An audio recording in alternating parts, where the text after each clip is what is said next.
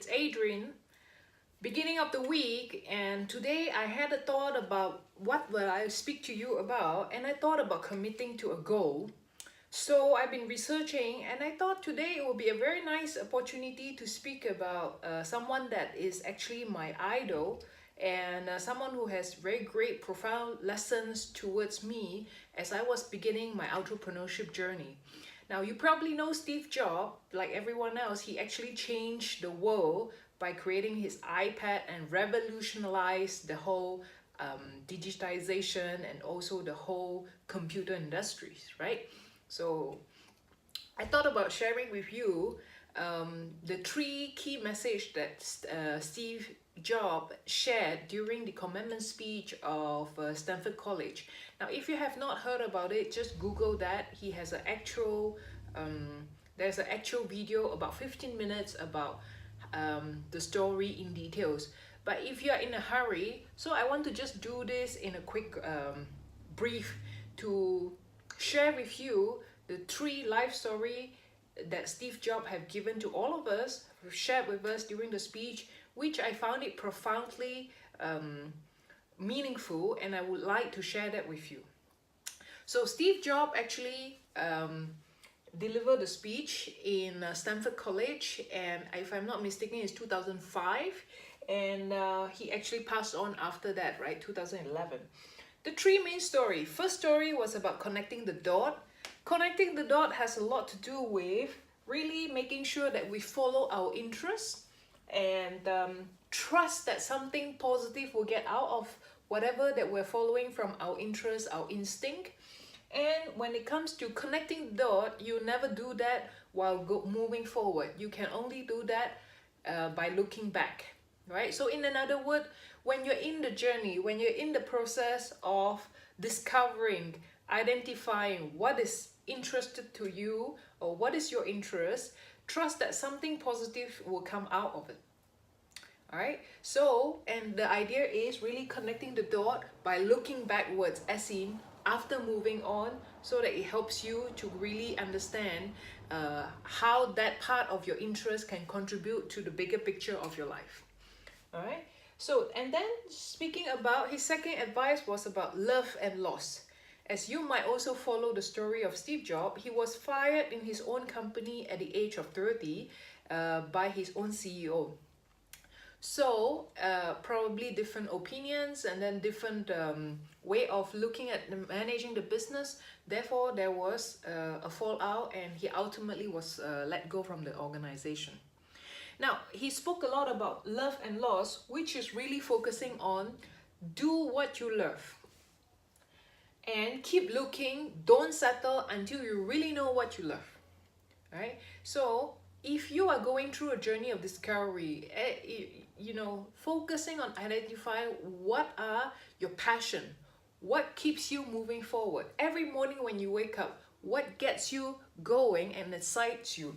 So if you have not found that, take your time and find that answers for yourself, because it's very important to make sure you do what you love, and that will give you the lightness to be able to move forward, start over, embrace the unknown, and help you to grow from it.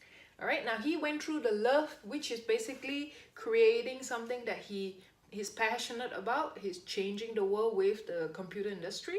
And then he lost his position, he lost his own company.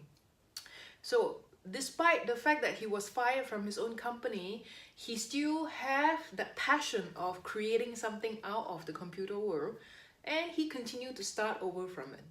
So this is what he meant by love and loss is very important to help you identify your passion and enable you to start over and do the right things all over again. Yeah?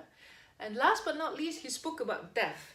Now, what is very interesting in this story about death, as you know, Steve Jobs actually was identified with pancreas cancer at some point, although he had an operation, but after that there was a recurring incident and he eventually passed on. Right? His point is, every one of us wants to go to heaven, but no one wants to die. Right? think about it. Every one of us wants to go to heaven and reunite with God, but no one wants to die. And how true is it, right?